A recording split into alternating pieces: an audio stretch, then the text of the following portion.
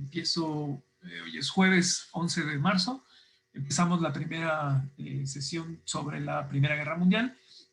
Planteamos la importancia del imperialismo del siglo XIX como una de las contextos, no solo causas, sino como el marco en el que se desenvuelve la Primera Guerra Mundial. Decíamos que el imperialismo, perdón, sí, en este periodo la industria, la producción industrial, también la producción primaria en muchas naciones crece exponencialmente, lo mismo que decíamos la población y los procesos urbanos, ¿no? Hay una gran transformación en términos de infraestructura, ¿no? Estamos hablando del mundo entero, ¿no? Espero que ustedes tengan en cuenta, digamos, háganse una imagen mental, yo no sé dibujar muy bien, pero ustedes dibújenlo en su mente, una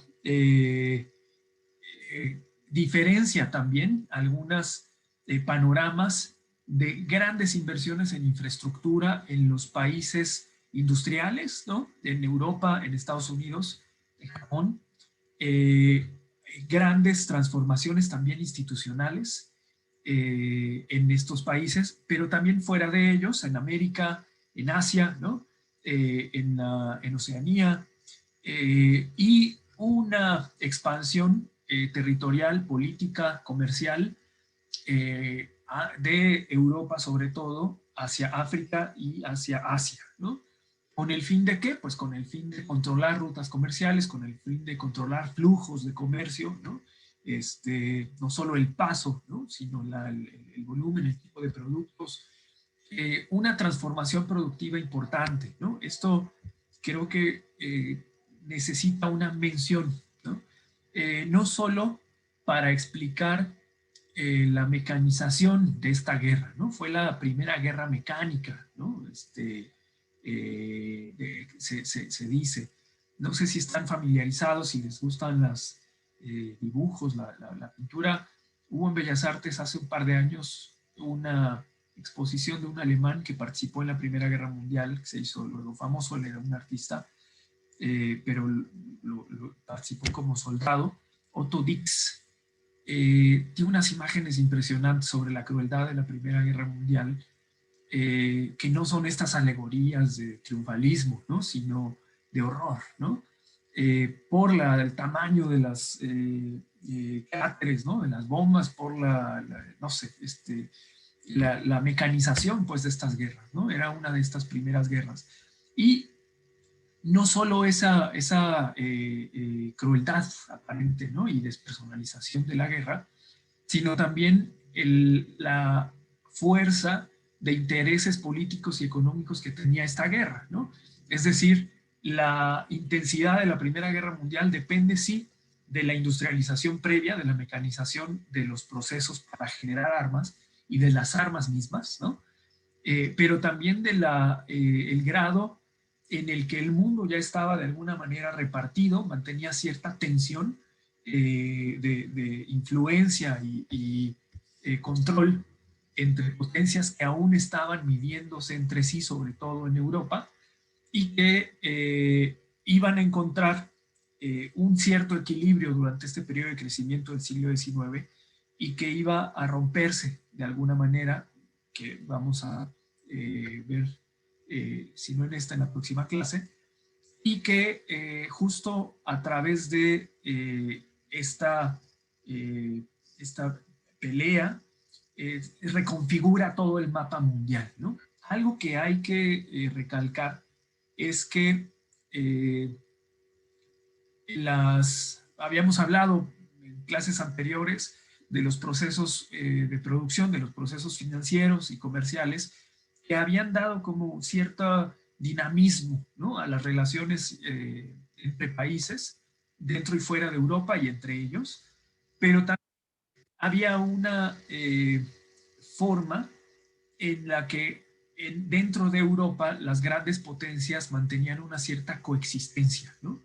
Y hay que tomar en cuenta que había un desarrollo muy dinámico entre potencias comerciales e industriales que llevaban un par de siglos creciendo, ¿no? Fortaleciéndose, que son las potencias del noroeste de Europa, ¿no? ¿Cuáles son las potencias del noroeste? Bueno, Inglaterra, Alemania, Francia, ¿no?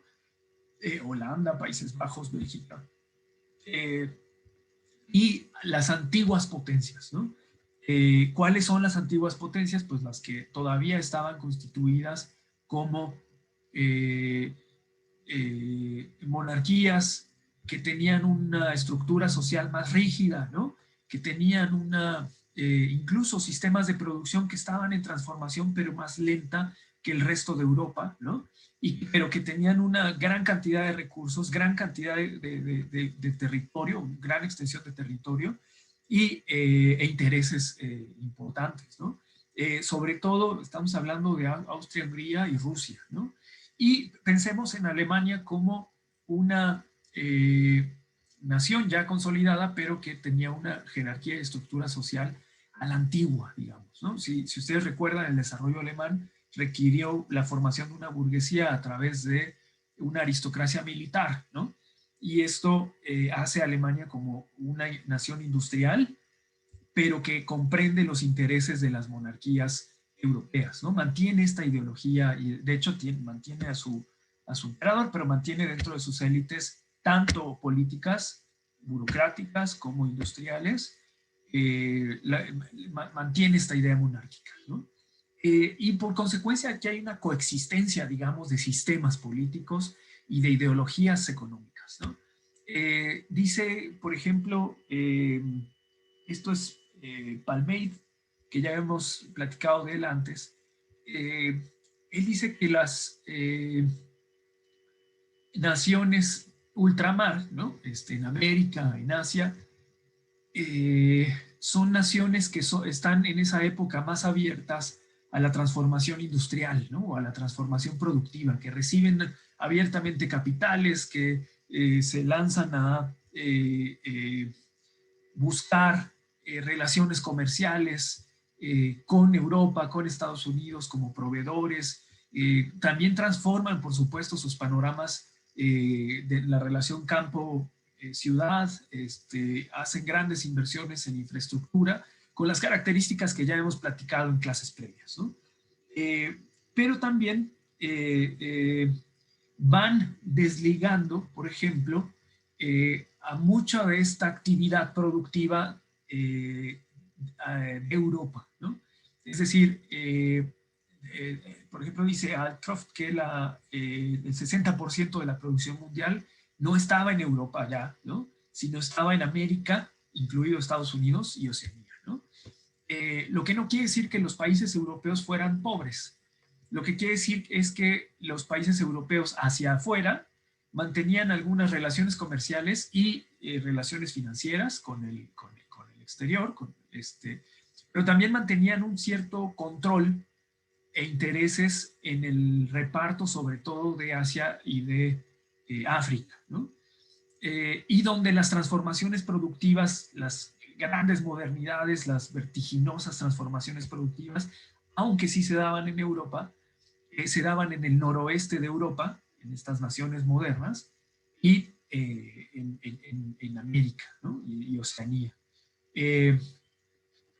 No porque fueran más ricas estas naciones, relativamente estaban haciendo crecer su productividad, pero si volvemos a los argumentos tanto de Hobsbawm como de Alain Touraine, que hablan de estas fuerzas dinámicas y fuerzas retardantes, ¿no? En las sociedades, justo en Europa las fuerzas retardantes eran las monarquías y aristocracias de las potencias, ¿no? Antiguas y, digamos, de abolengo, ¿no? Ahora, lo que competían, digamos, para hacerlo claro, ¿no? Puntos específicos que debemos considerar, en lo que competían estas naciones dentro de Europa y que se expresaba fuera de Europa en sus intereses, no solo era en términos económicos, ¿no? Sino también en términos políticos, es decir, de influencia en el tablero político europeo. Piensen en esto como un juego, ¿no? De ajedrez o un juego de, yo qué sé, de damas chinas, ¿no? Donde puede haber varios jugadores, donde existían, ¿no? Y subsistían ciertos contrapesos que mantenían la paz. y mantenían como a raya los intereses de cada una de estas potencias, pero también en cuestiones ideológicas en los que la burguesía mantenía, hemos dicho, una especie de programa político de avance, de modernización, que era no solo bien visto en algunas sociedades, ¿no?, y bien recibido, sino que en Europa tenía que adaptarse a la idea de las aristocracias, ¿no? Es decir, los burgueses en Europa, lo vimos el semestre pasado en un par de ejemplos, pero terminaban, sobre todo en Francia, por ejemplo, ¿no?, y en Alemania, terminaban queriendo parecerse, ¿no?, o queriendo tener los privilegios de jerarquía social como, como las aristocracias antiguas, ¿no? Es decir, llegan incluso a comprar títulos de nobleza, ¿no? Es decir, personas que se enriquecían a través del comercio, de la producción, buscan encajar aún en esta época en las sociedades, altas sociedades aristocráticas europeas, ¿no? Es decir, aquí había una especie de mezcolanza, sí, buscando la modernidad, buscando la transformación social, pero que todavía no podía desprenderse de la idea eh, eh, eh, antigua, ¿no? O retrógrada, si quieren verlo así, de las monarquías. Era como la fuente de prestigio, ¿no? Y por el otro lado, no es que también, como una interpretación más realista, no es que fueran las naciones americanas y asiáticas más abiertas a la modernidad. Ya vimos la vez pasada para el caso de América Latina cómo esta modernidad era un enclave también, ¿no? Tanto la productiva como la social y política mantenían una agrupación rígida de ciertas élites, ¿no? Que trataban de negociar y estabilizar las grandes transformaciones para luego transformar al resto de la sociedad. Es decir, esa no era realmente una sociedad abierta al cambio, ¿no? Lo que sí era más bien, hay que preguntarnos si estas naciones eran más receptivas o más débiles en términos políticos, e incluso militares, y estas condiciones de apertura y modernización les eran impuestas, ¿no? Es decir, en el tablero mundial, pensando en el plano completo, había un mundo dividido entre el industrial y el tradicional, ¿no? El tradicional o periférico estaba aprovechando este gran tren, ¿no?, este veloz tren del desarrollo, proveyendo de materias primas y algunos otros productos mineros, agropecuarios, por ejemplo, eh, pero también, y se estaba modernizando de alguna manera a través de o una cierta apertura a la modernidad y combinado con una cierta imposición, ¿no?, de términos de las potencias económicas. Y hacia las potencias económicas, poniendo de lado Estados Unidos, en Europa había también una lucha, digamos, tanto por el progreso económico y productivo, el liderazgo comercial, ¿no?, la ventaja financiera, pero también la defensa ideológica entre la modernidad burguesa, ¿no?, e industrial y las viejas monarquías, ¿no? No sé si con esto hacemos ya un panorama mental, ¿no?, de las grandes diferencias y eh, el mosaico político ideológico que hay en el mundo en esa época, ¿no? Eh, vendría después de la Primera Guerra Mundial un cambio muy importante en estos contrapesos, ¿no? Estos contrapesos y esta suerte de estabilidad temporal o estabilidad de, será negociada, ¿no?, disuadida, eh, tendría en el plano europeo una, bueno, y en el resto del mundo dominado por Europa, un margen que iba a terminar con la Primera Guerra Mundial, ¿no? Pero hay que ver dos planos acá, ¿no?, el político y el económico. En el plano económico, este proceso de industrialización al interior de las potencias económicas, y el gran proceso de comercio, ¿no? De crecimiento del comercio se iba a mantener hacia, digamos, casi intacto, ¿no? Como en la forma de comprender el desarrollo económico y la relación de los estados-nación y sus gobiernos con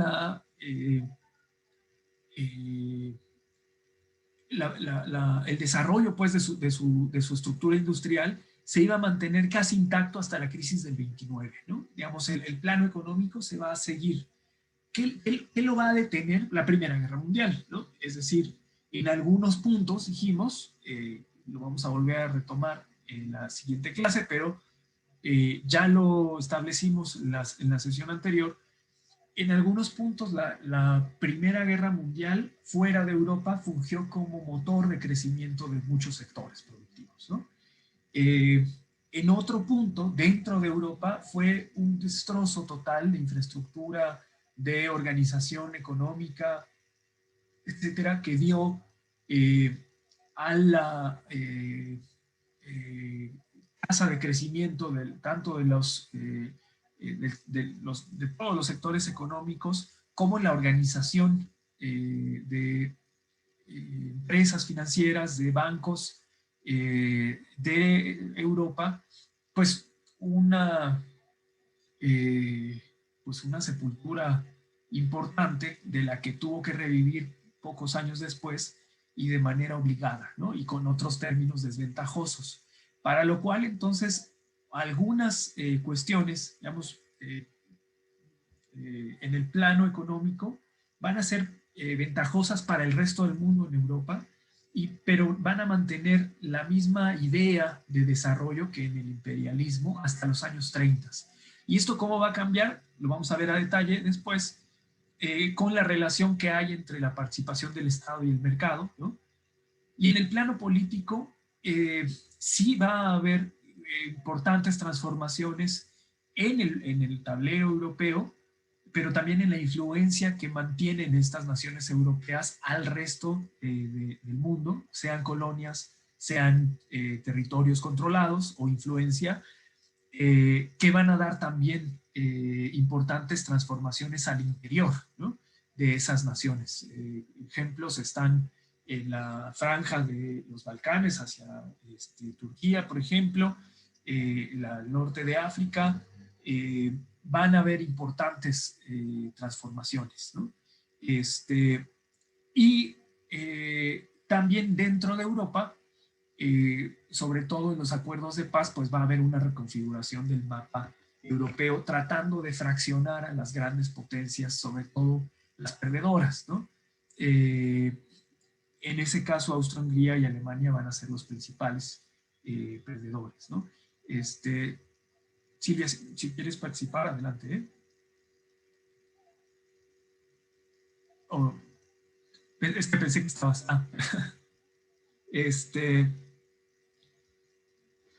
bueno, va a haber, eh, después de la Primera Guerra, va a haber desempleo, va a haber hambrunas, va a haber una destrucción importante de infraestructura física, ¿no? De capacidad productiva también por la muerte pues, de unas 20 millones de personas, ¿no? Y sobre todo, quienes participan en la guerra, pues personas jóvenes en edad productiva que van a hacer de lo que hemos hablado en lo que va a este curso y el anterior, que son factores productivos, ¿no? Uno es el capital industrial, otro es el capital humano, pues, o la mano de obra, que estaban devastados dentro de Europa, y por otro lado también el capital financiero por las grandes inflaciones que hay, y bueno, deterioro más bien de la capacidad de compra en las monedas europeas, ¿no? Ahora, hay otro punto importante que tiene que ver con este gran periodo del imperialismo y con el equilibrio, digamos, de poderes dentro de Europa, ¿no? ¿Cuál es este equilibrio de poderes dentro de Europa? Sabemos que hay, bueno, ya conocemos más o menos cuáles son las potencias europeas políticas, ¿no? Pero ¿por qué algunas de ellas mantienen cierta hegemonía, viene justo desde la etapa del imperialismo, ¿no?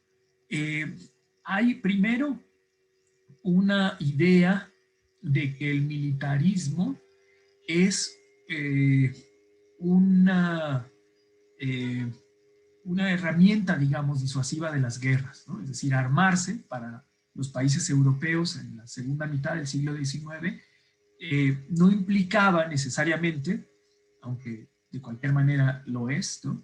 Que estuvieran buscando pelea, ¿no? Lo que implicaba es que estaban fortaleciéndose para evitar que alguien abusara y o que los invadiera o que peleara, o se animara a pelear con ellos, ¿no? Es como empezar a hacer pesas frente a los demás para que no se atrevan a acercarse, ¿no? Y donde también este militarismo y el poder militar se empezó a asociar con la industria. ¿Por qué se asocia con la industria el poder militar? Bueno, porque es justo el punto de crecimiento y competencia entre las naciones, ¿no? Es decir, desde la Edad Media, quien podía tener capacidad de comprar y transformar el hierro, por ejemplo, tenía cierta ventaja militar, ¿no? Luego, incluso si leen a Maquiavelo, por ejemplo, ya no el príncipe, sino también en el príncipe, tiene otro texto del arte de la guerra, desdeñan un poco el uso de pólvora, por ejemplo, ¿no? Por la lentitud que tienen pues esto es siglo XVI, ¿no? Pero la lentitud de los soldados que usan estas arcabuces, le llaman, ¿no? Eran rifles que se cargaban bala por bala y en realidad hacen más rápido la lucha cuerpo con cuerpo y tienen todas estas estrategias de uso del caballo, por ejemplo, y espadas, y etcétera, ¿no? Pero entre otras cosas, eh, el uso de tecnología o el uso de avances científicos, técnicos, va dando a lo largo del tiempo ciertas ventajas, ¿no? El uso de la pólvora, por ejemplo, ya no solo para los arcabuces, sino para el uso de cañones, para luego otras armas, ¿no? Como máquinas, ¿no? Como las ametralladoras que se van a usar en la Primera Guerra Mundial, dan una cierta ventaja militar. Ustedes lo vieron también cuando estudiamos el crecimiento de Inglaterra y el crecimiento de los Países Bajos, por ejemplo, en el comercio, en el que no solo tenían que invertir en puertos y dar incentivos al comercio, sino también usar cierto conocimiento de ingeniería para la construcción de barcos y luego también para la construcción de ágiles barcos navales, ¿no? Es decir, de guerra.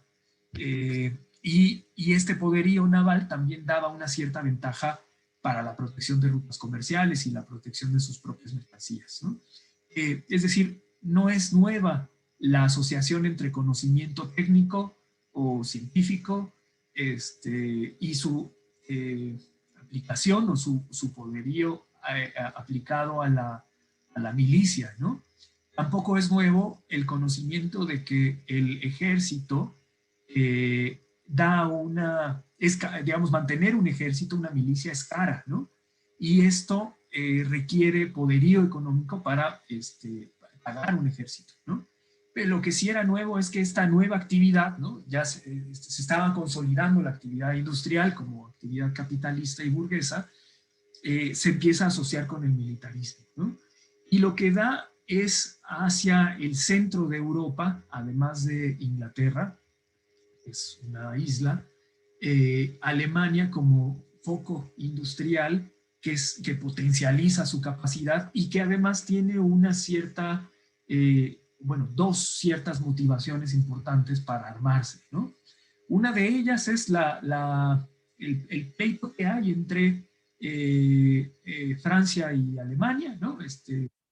Para la guerra de 1870, Francia pierde parte de su territorio cedido a Alsacia, si ustedes recuerdan cómo revisamos la industrialización alemana, que tiene importantes recursos en minerales, es decir, para la manufactura, pues. Pero además de la necesidad de debilitar a Francia, el pago de recursos por los acuerdos de paz de Francia a Alemania fue invertido casi íntegro en el fortalecimiento militar de Alemania. Y de ahí a todo lo largo del siglo XIX, lo que restó del siglo XIX, los últimos 30 años, fueron invirtiendo importantes recursos al armamento de Alemania, ¿no? Al punto que además estaba asociado con el crecimiento industrial alemán, ¿no?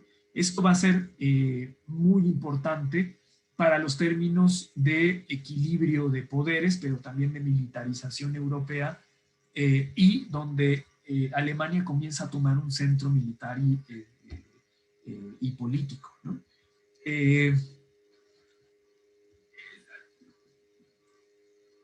Hay también una suerte, junto con la lucha ideológica que mencionaba ahora, una suerte de nacionalismo, ¿no? Que va va alimentando pues algunos conflictos territoriales, algunos intereses pues de avance territorial. ¿Alguien levantó la mano y ¿era Alan? Yo.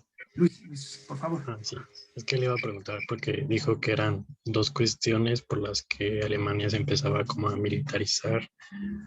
El primero era el conflicto en Francia y el segundo es el nacionalismo que está mencionando. No, es que lo dejé para después, pero va a ser la forma en cómo Alemania estratégicamente aísla la posibilidad de que Francia agreda a otras naciones a través de acuerdos, pero ahorita lo voy a tocar, por eso lo dejé. Pero gracias por la pregunta, para que quede claro, si no se queda en el aire, ¿no? La primera es esta, la segunda ahora la vemos. Gracias. Gracias, Luis Ángel. Mariana.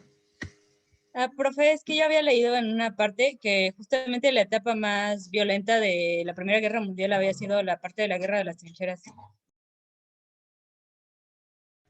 ¿La guerra de qué, perdón? De las trincheras.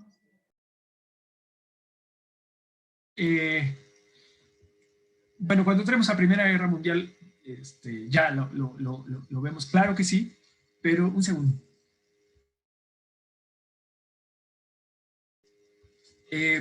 Pero digamos, justo en este punto, bueno, sí, claro que tiene que ver con el tipo de guerra, pero vayamos parte por parte, ¿no? Yo creo que eso lo vamos a tomar la siguiente clase. Lo que nos interesa ahora es que ustedes conozcan la motivación, digamos, en términos políticos, macroeconómicos de la Primera Guerra, ¿no? A eso quisiera dedicarle más tiempo, pero lo tomo. Digamos que lo de Luis Ángel sí lo vamos a resolver hoy, lo de Mariana yo creo que lo resolveríamos hasta la siguiente clase. No lo voy a dejar a saco roto, lo contestaría después, si me permiten. Sofía. Bueno, yo nada más quería comentar que, bueno, cuando estaba leyendo el libro de Hobsbawm, en una parte decía que pues no era la primera vez que hubiera guerras, ¿no? Pero que esta fue como la que hasta, bueno, ahí es que se me fue la palabra, pero, o sea, que impactó mucho también a la sociedad, ¿no? Porque a pesar de que, por ejemplo, las guerras napoleónicas también fueron algo importante, pues en la cotidianidad, pues ni siquiera se veía como algo que afectara a sus vidas, ¿no? Pues ya.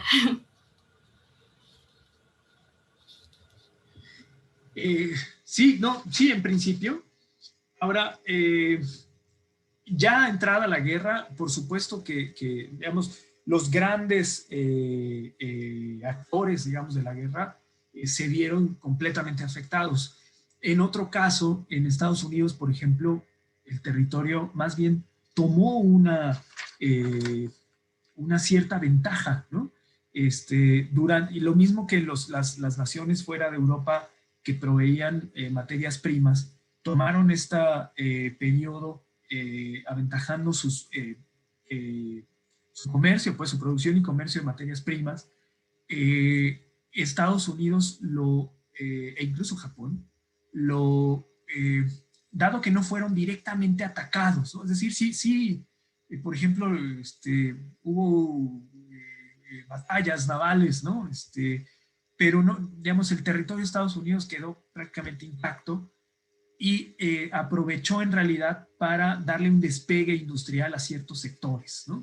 Es decir, sí, la vida cotidiana en muchas naciones se mantuvo, ahora que sí hubo grandes transformaciones que vamos a ir desglosando, pues a mí me gustaría tratar de esquematizarlas para que veamos esas diferencias, ¿no?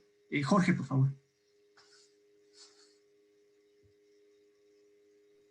Bueno, de hecho, justo aquí en esto creo que yo leí Alcroft, porque Alcroft se me hace que es muy claro, y justamente menciona que es precisamente en este periodo después de la Primera Guerra Mundial en el que Estados Unidos aprovecha para finalmente destronar a Inglaterra como el motor industrial, el principal motor industrial del mundo, y que también precisamente Japón aprovecha esta situación también para acelerar su actividad industrial. Justamente esta es una de las causas de las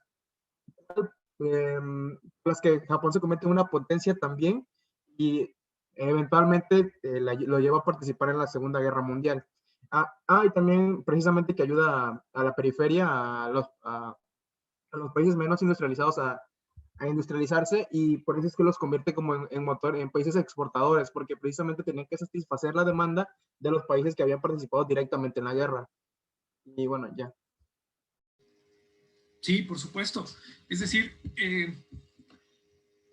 digamos, en términos económicos, si nos vamos quedémonos justo en este momento solo con el plano económico, vamos a ver dos caras, ¿no?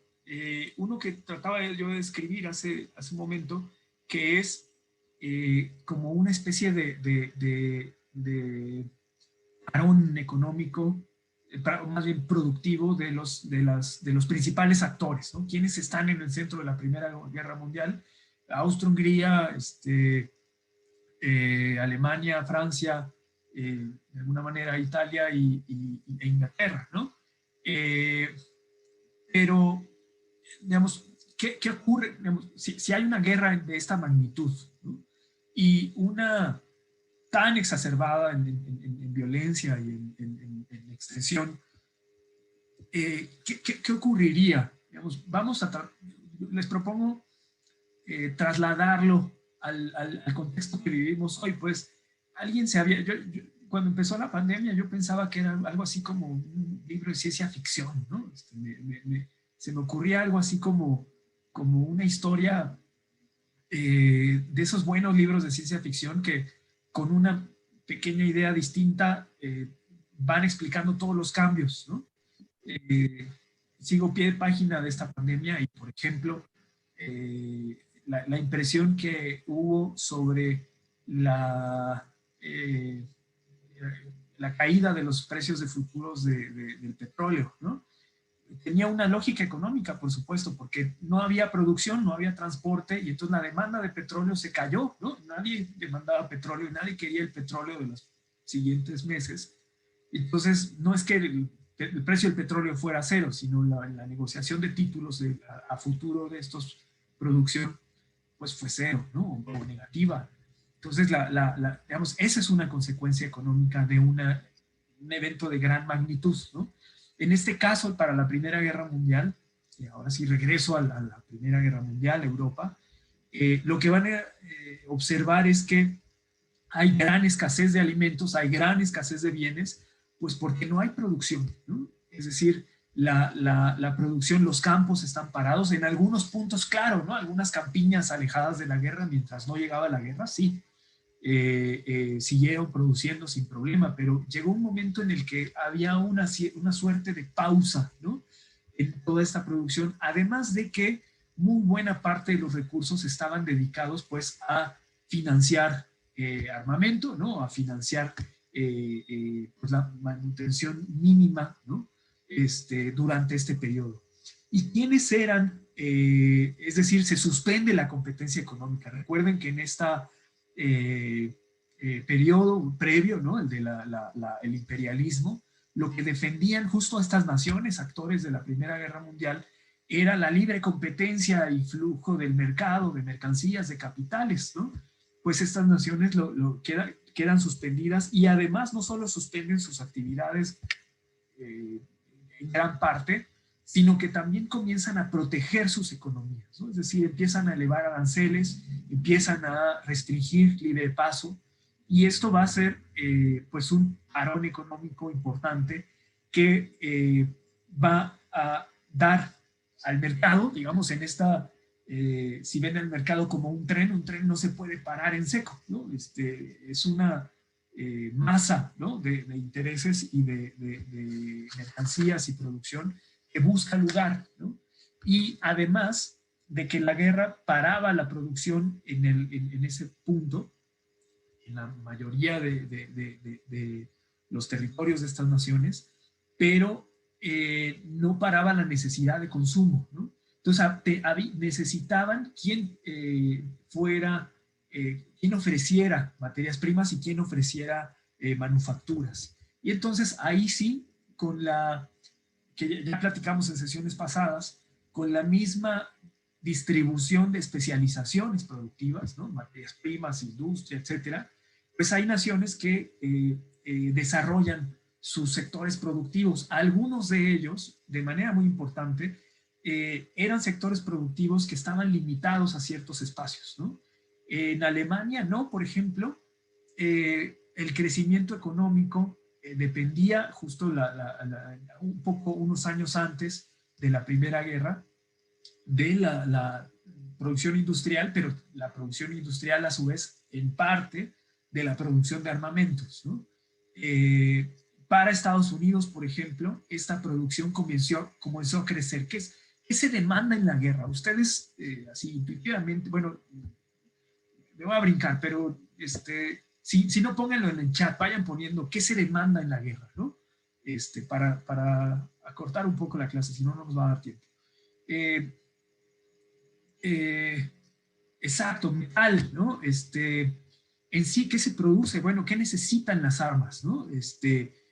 Pólvora, por ejemplo, estos son químicos, ¿no? Pues sí, la metalurgia, naves, por ejemplo, ¿no? Navíos, aviones, etcétera, ¿no? Combustible, por supuesto, alimentos, seda, no sé si piensan que en esa época aún no había grandes industrias del plástico, por ejemplo, por alguna razón, por eso el Enequén era importante, en el caso de México, ¿no? Eran fibras fuertes que permitían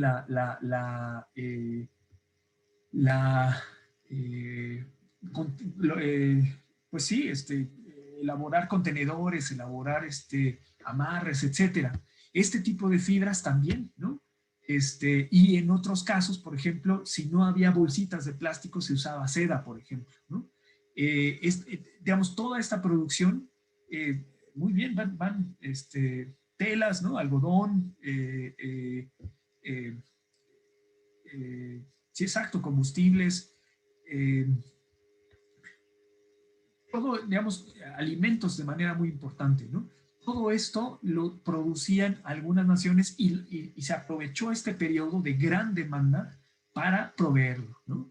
¿Y cómo lo financiaban? Pues de alguna manera también con préstamos, ¿no? Es decir, ustedes lo vimos la vez pasada para las naciones de América Latina, pero en realidad esto aplica para todo el mundo, ¿no? Los ingresos del Estado dependen de los impuestos al interior, de los aranceles o impuestos al exterior, de los aprovechamientos, ¿no? Es decir, de la explotación de recursos naturales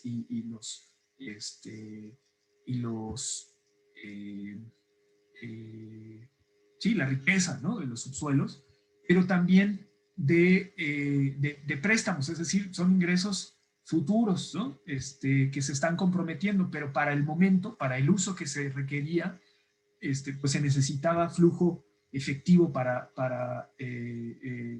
pronto, ¿no? Para satisfacer esas necesidades. Y eso va a ser un factor muy importante que no tenemos que olvidar, ¿no? Primero, en términos económicos, sí fue un golpe productivo importante para el ritmo que llevaba Europa de crecimiento, ¿no? Fue una gran oportunidad de crecimiento productivo, sobre todo para los sectores exportadores de la periferia, ¿no? se suprimió además la competencia, es decir, los grandes discursos de libre flujo de mercancías, personas y capitales, pero sobre todo mercancías y capitales, se suspenden, lo que da otro panorama al comercio internacional, pero no por ello el comercio se detiene, ¿no? Sino que simplemente colorea de otro modo el mapa y crece la producción industrial y la producción comercial. ¿Qué pasa con la producción, por ejemplo, en el campo europeo? Es decir, sí hay campiñas que siguen produciendo alimentos, pero la productividad es más baja, ¿no? ¿Qué pasa cuando la productividad del campo es más baja? Los costos se elevan, ¿no? Primero, los costos de los alimentos se elevan, hay escasez de alimentos, ¿no? Pero cuando hay escasez, todo lo demás se eleva, ¿no? Lo vimos el semestre pasado, la importancia de la mejora de los precios de alimentos e insumos es que le permite reducir costos al resto de la economía, ¿no? Cómo se recuperaba de alguna manera estos bajos costos, pues trayéndolos de lugares donde los producían con mayor facilidad, y en este caso eran sobre todo América Latina, ¿no? Bueno, América, ¿no? Porque no solo América Latina, también Estados Unidos era proveedor de trigo, por ejemplo, ¿no? Para Europa. Y hubo, por supuesto, un contrapeso, esto justo es argumento de Alcroft, en el que de toda esta, no solo de Inglaterra, sino la influencia que tuvo Europa en general, Inglaterra en términos económicos y comerciales, pero también como respaldo de los intereses y de la influencia de Europa al resto del mundo, Estados Unidos emerge como actor relevante, ¿no? Todavía no esta gran potencia, ¿no? Pero sí como como una gran potencia económica y política, pero va a consolidarse como la hegemonía mundial hasta la Segunda Guerra Mundial, como vamos a ver. Pero claro, le quita el lugar preponderante a Inglaterra y comienza a ocupar, digamos, espacios diplomáticos, espacios comerciales que antes ocupaba Europa, ¿no? Profesor. Va a ser muy importante. Sí, Silvia. Bueno, aquí quisiera agregar yo algo. Estados Unidos, como comenta el profesor, empieza con una actividad industrial muy grande, muy rápida. Recuerden que se acababa de dar bueno, no se acababa de dar, pero se seguían emancipando mucha población negra, que seguían construyendo sus mercados. Entonces, Estados Unidos, aparte de crear mercancía para sí mismo, tenía que crear excedentes para estas nuevas necesidades que se iban a dar con el comienzo de la guerra. Aparte, creo yo, no, si el maestro me corrige ya después, el presidente Wilson empieza con relaciones diplomáticas. Él se va muy lento a ver de qué lado se va a poner, puesto que antes de esta Primera Guerra Mundial, pues todos se peleaban, tenían sus guerras ahí entre vecinos en Europa. Banderas, etcétera, los recibían los reyes, aceptaban o no estas propuestas de paz. Sin embargo, ya cuando se va a entrar a esta Primera Guerra Mundial, se da una modificación de las relaciones diplomáticas en las que no se puede hablar de más, en las que no se puede declarar la guerra así como así, porque estaba de por medio el desarrollo, en primer lugar, de los mercados internos, y en segundo lugar, pues Estados Unidos ya tenía una visión más industrializada, en comparación de Inglaterra, Francia y Alemania, que ellos habían crecido desarrollándose durante siglos a través de estos conflictos entre vecinos. Estados Unidos había tenido un desarrollo totalmente distinto, había crecido a través de colonos, personas que sabían lo difícil que era mantener lo que tenían. Estas personas poco a poco, a través de las generaciones que ya no tenían que pelear, casi todas las generaciones, contra los vecinos franceses, ingleses, escoceses, entonces ellos ya se dieron cuenta de la importancia del capital y también pues, de las relaciones. Entonces Estados Unidos al principio es muy reservado, tanto la población, ellos están muy tranquilos haciendo sus cosas, su industria, incluso las mujeres tienen una gran cabida en esta parte industrial. Es por ello que en 1920 ellas obtienen el derecho al voto, porque habían demostrado habían demostrado hasta ese momento, según la sociedad en general, su valía. Y aparte que se había dado todas estas situaciones de las mujeres que ya habían luchado también por sus derechos, como comentó el profesor en la clase pasada, se da la situación de las fábricas con las obreras, en las que ellas poco a poco van luchando por sus derechos. Entonces Estados Unidos, con esta nueva mentalidad industrial y mercantil, entonces ya se pone a planificar una postura neutral, perdón, para evitar entrar en conflicto con todos y mantener sus relaciones comerciales, sobre todo, que empezaban a establecerse. ¿Recuerdan lo que les había comentado de Heinz? Heinz es alemán, entonces Heinz regresa a Alemania porque pues le da mucha ternura a su terruño, perdón. Entonces él se lleva una caja de sus productos a Alemania, regresa a su pueblo natal, todos les gusta este producto y es la primera exportación que se da de Estados Unidos. Entonces, como Estados Unidos se da cuenta de esta actividad industrial tan importante que es para sus arcas, los tributos, los impuestos, etcétera, entonces, pues se mantiene de este lado neutral y empieza a observar cómo se mueven las relaciones del otro lado del charco y pues deja que ellos empiecen a hacer sus conflictos y empieza a planificar su industria precisamente para una guerra. Y pues hasta ahí quiero dejar mi intervención por el momento.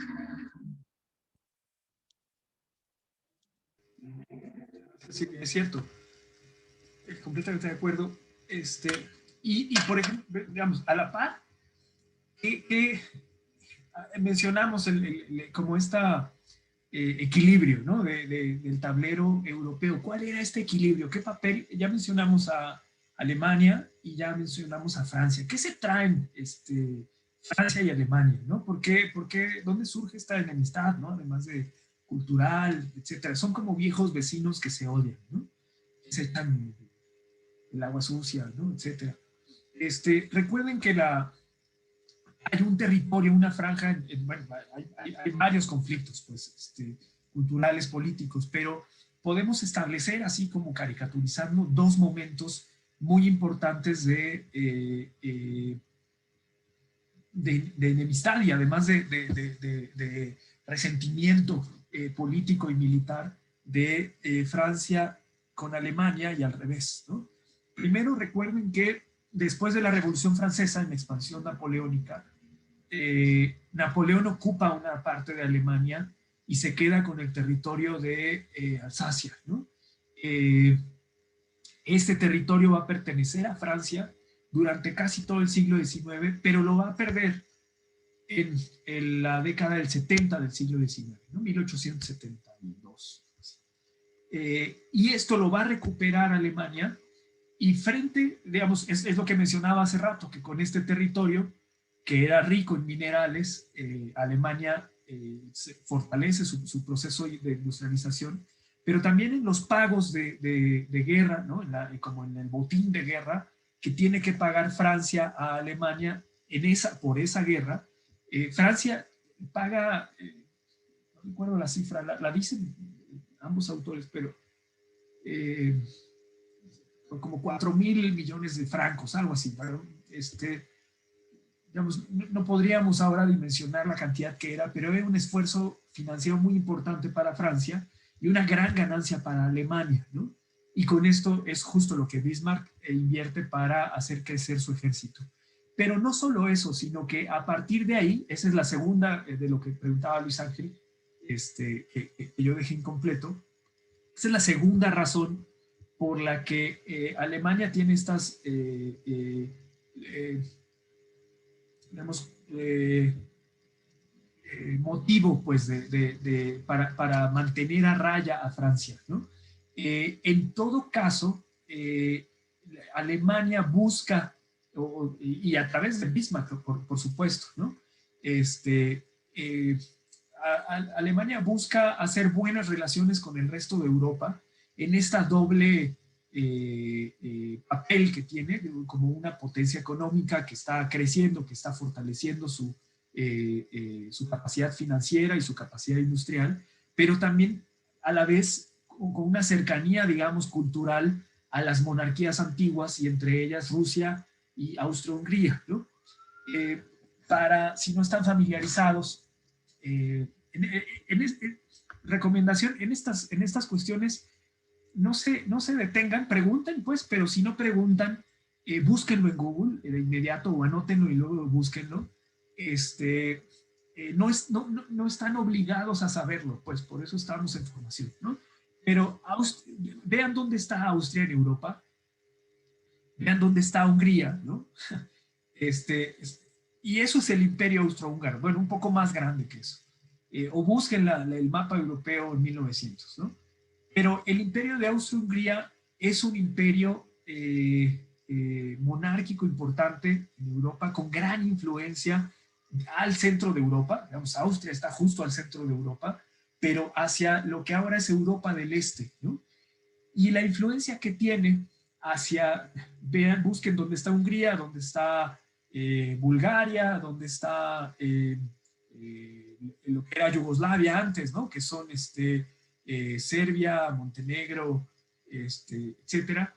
Y toda esa franja de Europa del Este va a ser un territorio muy importante, digamos, para la época de los romanos era la entrada a Europa, ¿no?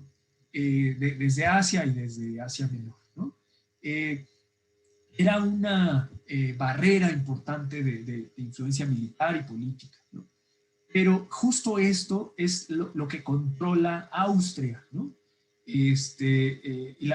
Digamos, es una importante nación monárquica al centro de Europa, pero con influencia a la entrada de Europa, ¿no? Y por el otro lado, busquen dónde está Rusia en el mapa, ¿no? Y la conveniencia que tiene Rusia, digamos, hacia lo que ahora es Ucrania, Polonia, ¿no? Pero también la conveniencia que tiene y la búsqueda que tiene para influir en el mismo territorio que busca Austria-Hungría, que es justo la franja de los Balcanes y Turquía, ¿no? Esos son los territorios que pelean, digamos, o que están en disputa entre estas dos grandes naciones monárquicas, las potencias monárquicas de ese momento europeas. Y también, ya lo habíamos mencionado de alguna manera, Inglaterra con los intereses que tiene hacia Asia, ¿no? hacia Persia, hacia el Golfo Pérsico, también trata de controlar Turquía, ¿no? El Imperio Otomano. Es decir, esta franja también es preciada, buscada, al menos para la influencia, por Inglaterra, ¿no? Digamos, en el tablero europeo no solo son las divisiones, ¿no? Inmediatas como la de Francia y Alemania lo que genera tensión política y militar, ¿no? Sino que hábilmente lo que hace Bismarck en esta que le llaman política de militarización disuasiva, ¿no? De Bismarck, como una forma en que Alemania se arma para que primero Francia no se atreva, ¿no? Pero las demás naciones la vean como un igual, ¿no? Como tú a tú, una nación poderosa. Sí, Mariana. No, profe, perdón, es que lo encendí sin querer, pero sí le quería preguntar. Por favor. Le quería preguntar algo. Los aliados, ¿por quién? O sea, ¿qué países estaban en los aliados? O sea, permanecieron. Ahí voy hacia allá. Digamos, lo que estoy tratando de hacer es explicar, tal vez lo voy a escribir porque si no, no queda claro. Voy a poner los nombres nada más, no les quiero dibujar un mapa que en realidad me va a quedar mal y va a ser peor, pues, pero tenemos en primer lugar a Francia y a Alemania, ¿no? Vamos a poner aquí a Inglaterra. Estos son naciones, bueno, que han generado una burguesía, para ese momento, ya lo vimos en diferentes sesiones, pero han generado una cierta burguesía, una cierta capacidad de producción industrial, ya tenemos este panorama, ¿no? Alemania, sí, más cercana a la tradición e intereses de la monarquía europea. Fuera de Europa, bueno, la mitad, ¿no? Con un pie en Europa y con el otro pie en Asia está Rusia, que es prácticamente vecina de Alemania, pero con algunos intereses, ¿no? Como el control, pues, del territorio polaco, por ejemplo, y también está Austria-Hungría.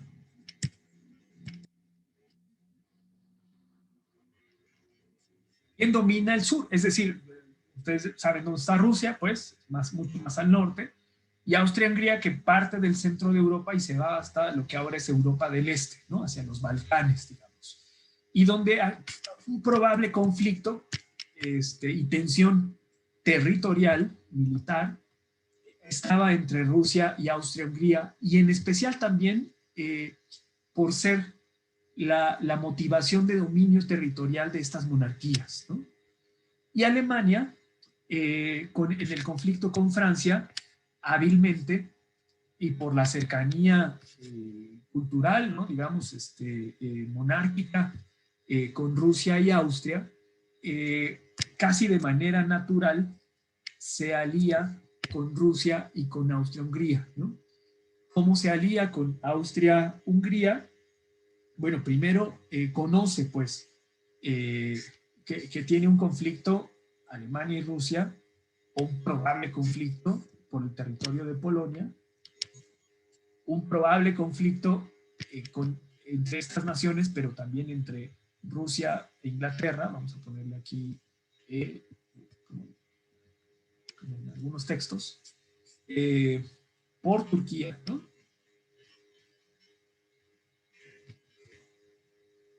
Y bueno, entre estos dos por los Balcanes, digamos, ¿no? Balcanes, como simplificando toda esta zona de influencia. Y posteriormente,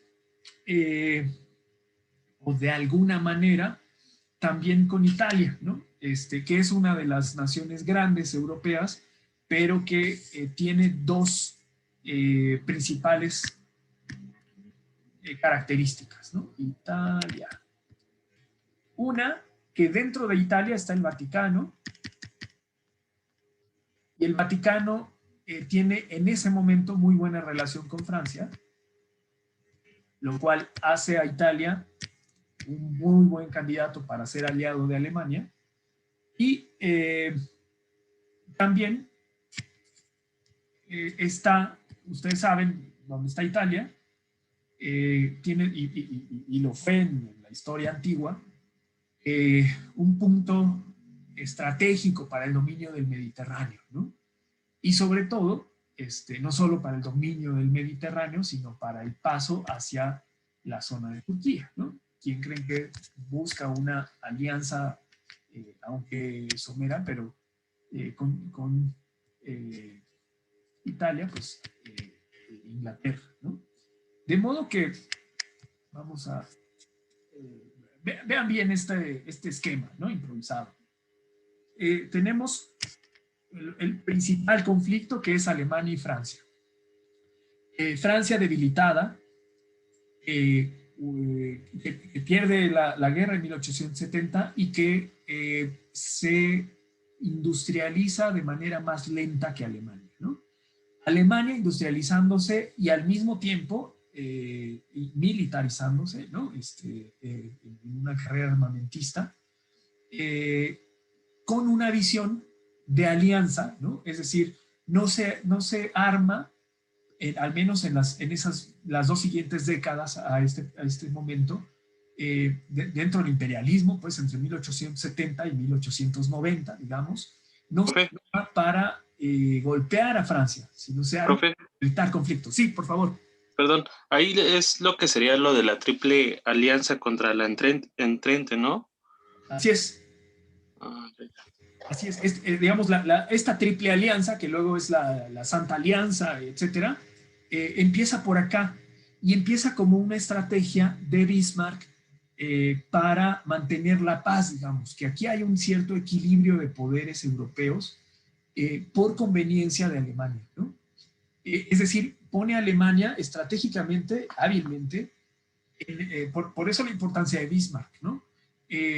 No solo en términos económicos y en la política social y productiva al interior, ¿no? Sino porque estas alianzas, junto con el poderío económico y militar que está adquiriendo Alemania, ponen a Alemania al centro del equilibrio de poderes europeos, ¿no? Es decir, Inglaterra, por supuesto que es una nación potente, ¿no?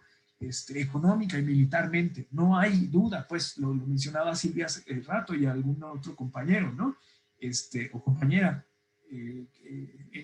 Luego el pleito va a ser por la hegemonía mundial, ¿no? Económica entre Estados Unidos e Inglaterra, ¿no? Que no, en realidad no es pleito, es competencia, ¿no?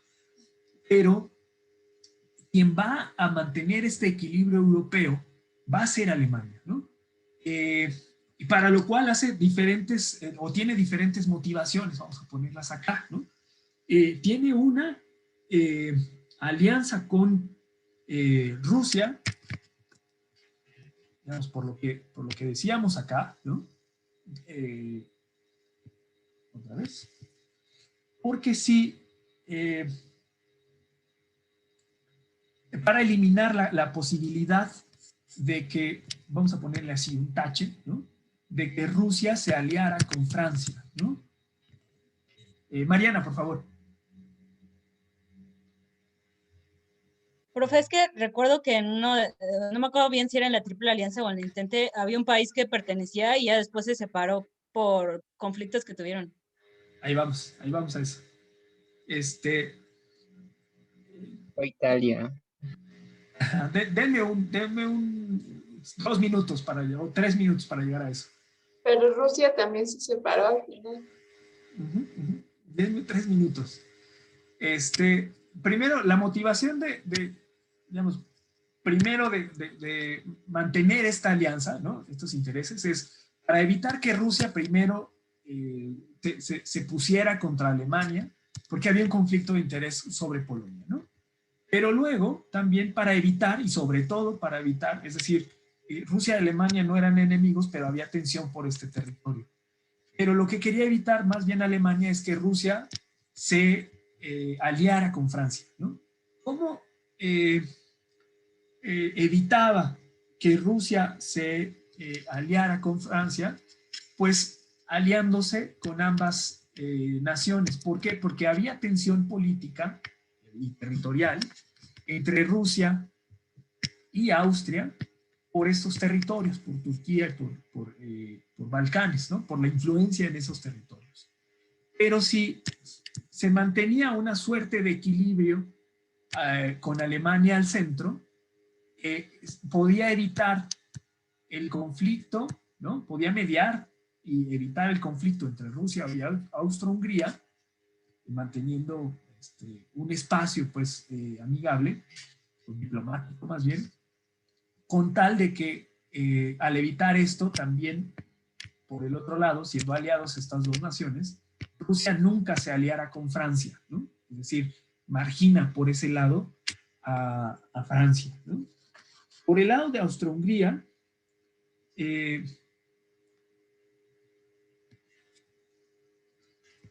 vamos a ponerle solo AH. Lo que quería evitar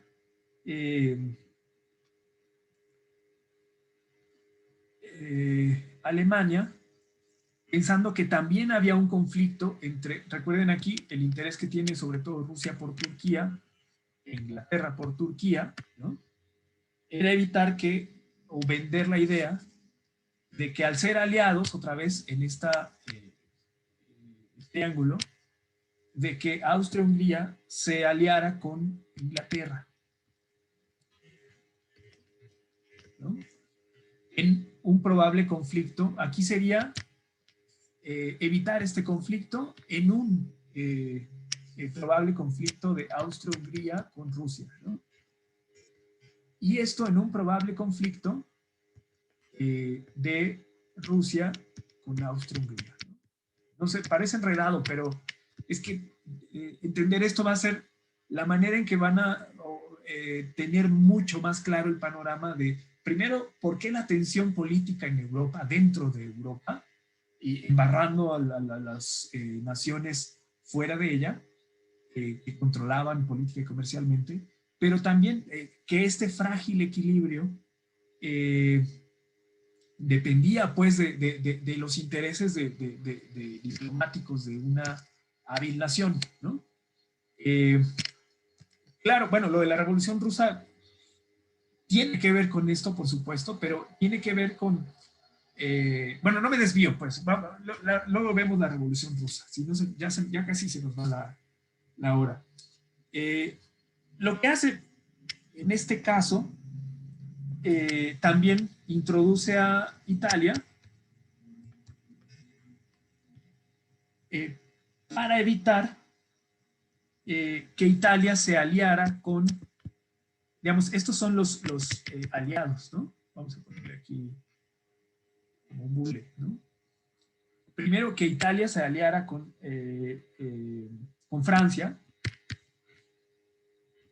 en un probable conflicto entre Alemania y Austria-Hungría, ¿no? Es decir, vean cómo, si vean teoría de conjuntos, el poder que tiene Austria-Hungría sobre los intereses en un probable conflicto, vamos a poner aquí, entre Alemania y Austria-Hungría, ¿no?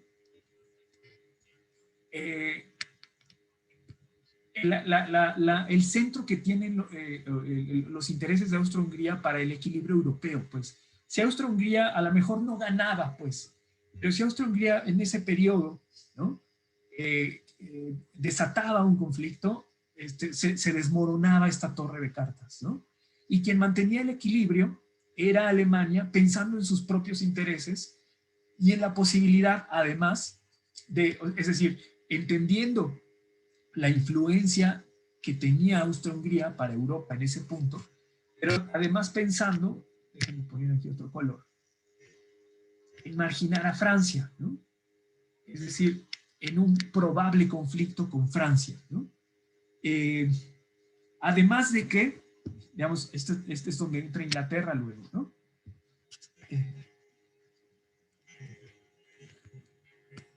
Por un pequeño periodo, pues ya después de 1900, eso ya no es parte de la estrategia de Bismarck, pero evitando, así poniendo lo mismo aquí, esto quiere decir evitando la alianza, ¿no?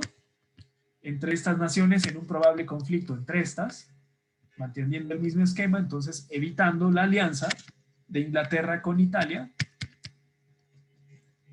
en un probable conflicto del control de Francia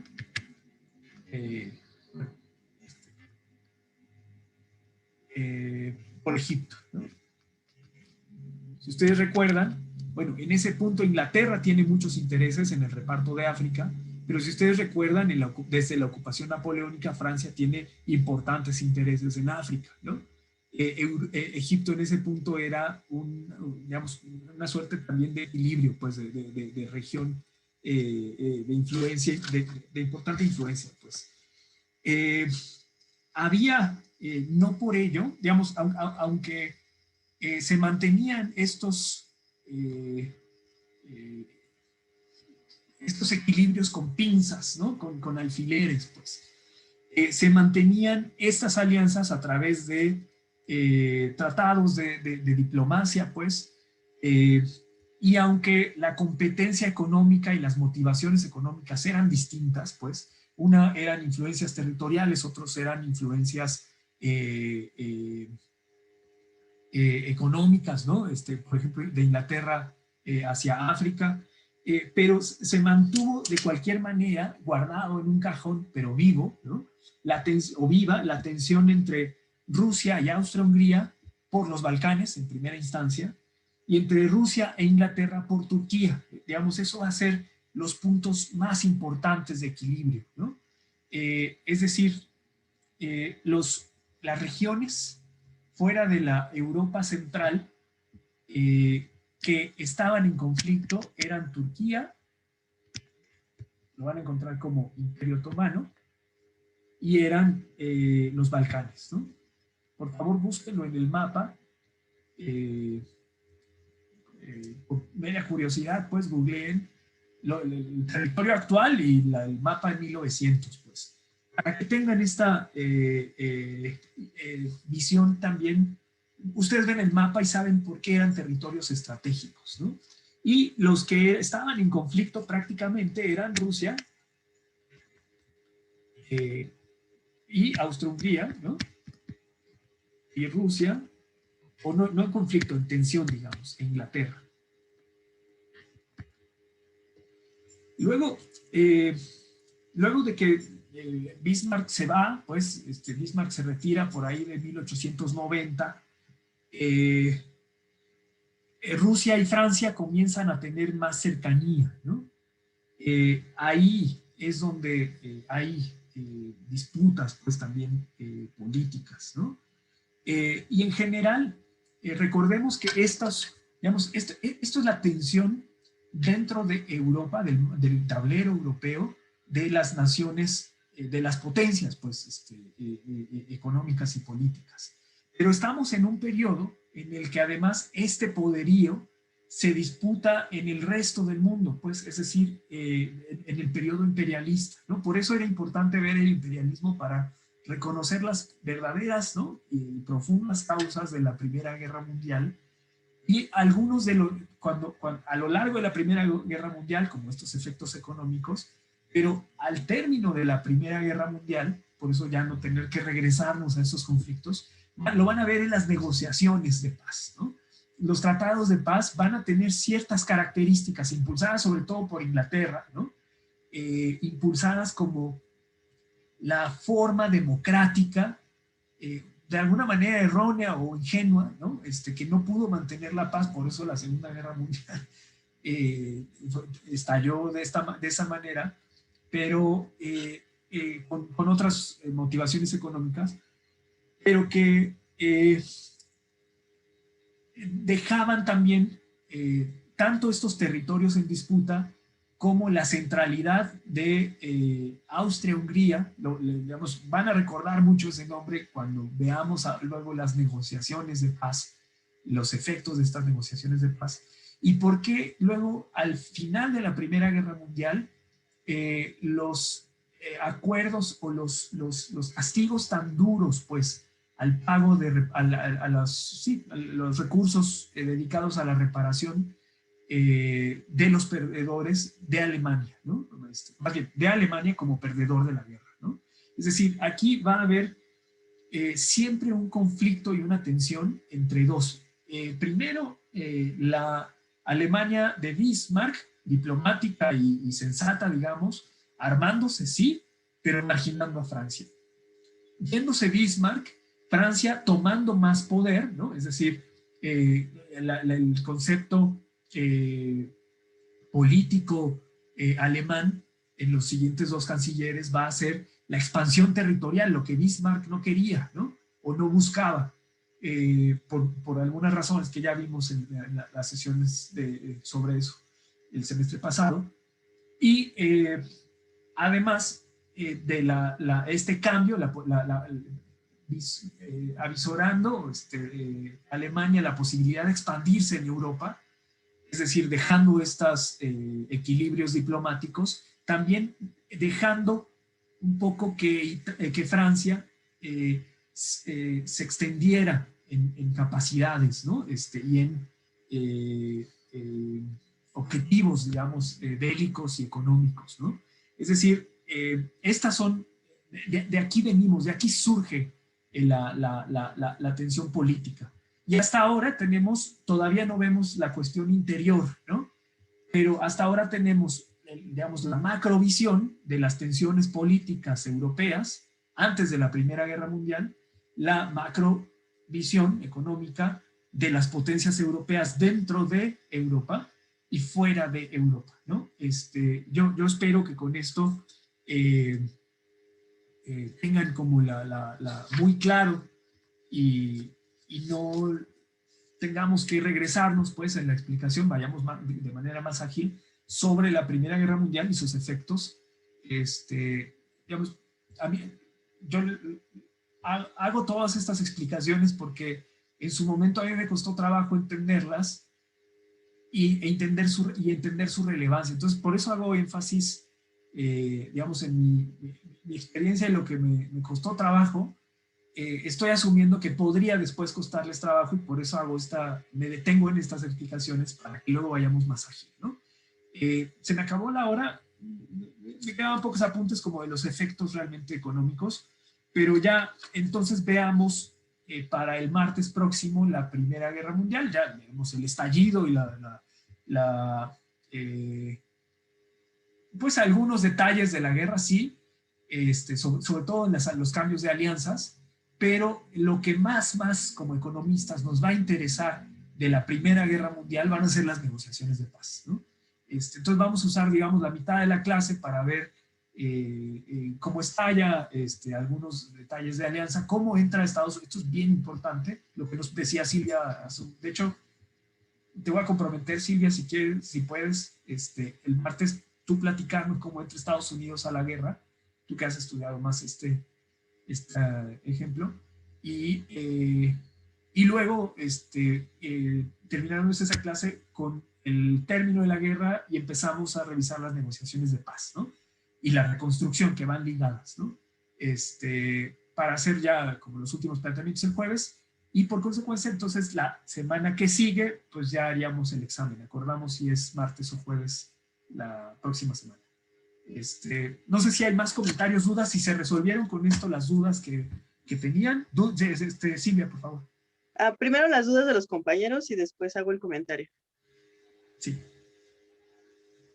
A final de cuentas, bueno, es sobre el examen. Bueno, el examen sería dentro de 2 semanas, pero ya lo platicamos si quieren el martes de la próxima semana. O sea, antes de Semana Santa, ¿no? Sí, ¿cuándo es la Semana Santa, saben? Como la última semana de... No, profe, pues, es la próxima semana, que por cierto hay puente el lunes, y la siguiente de esa es Semana Santa.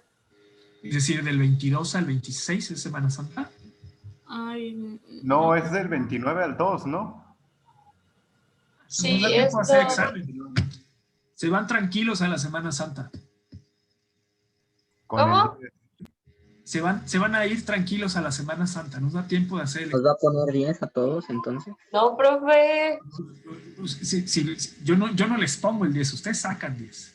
A ver, antes de seguirlo el examen, entonces, Silvia, por favor. Sí, que participen y que los puntos se los llevó Slytherin el día de hoy, hasta que el maestro autorice los equipos. Entonces, recuerden participar porque se les dan a los equipos, nada más para recordatorio.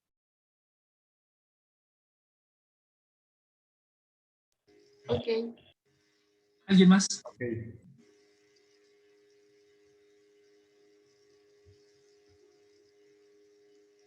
Sí, iban a hablar Isabel Martínez y alguien más. Sí, bueno, es que mi pregunta era cómo iba a ser el examen.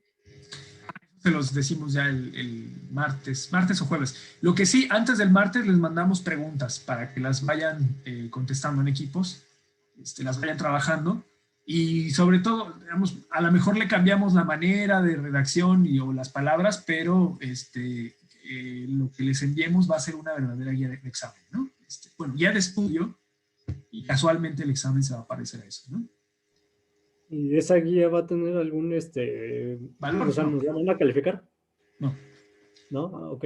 O sea, son puntos para que nosotros estudiemos. Así es. Okay. Profe, pero entonces el examen es como preguntas abiertas, ¿no? Y nosotros dar la explicación. Ya les diremos, es sorpresa. Bueno, gracias. Oiga, profe, entonces quedamos que el examen iba a ser después de Semana Santa, ¿verdad? No, antes.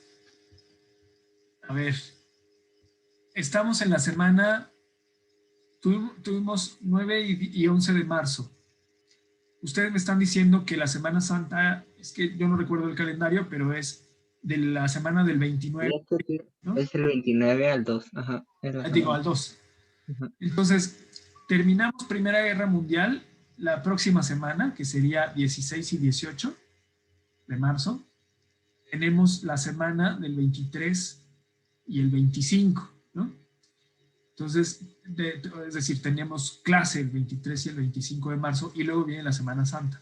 Entonces, como terminamos este tema la próxima semana, si quieren, hacemos dudas o algún repaso el 23 y ya dejemos de una vez entonces la fecha de examen el 25 de marzo. ¿Les parece? Va, perfecto. Okay. Y luego ya se van de vacaciones. Bueno, se quedan en su casa, pero descansan como vacaciones. Sí. ¿Nadie más? Profe, ¿usted estudió en la UNAM? Claro. Sigo estudiando en la UNAM. ¿Y es economista?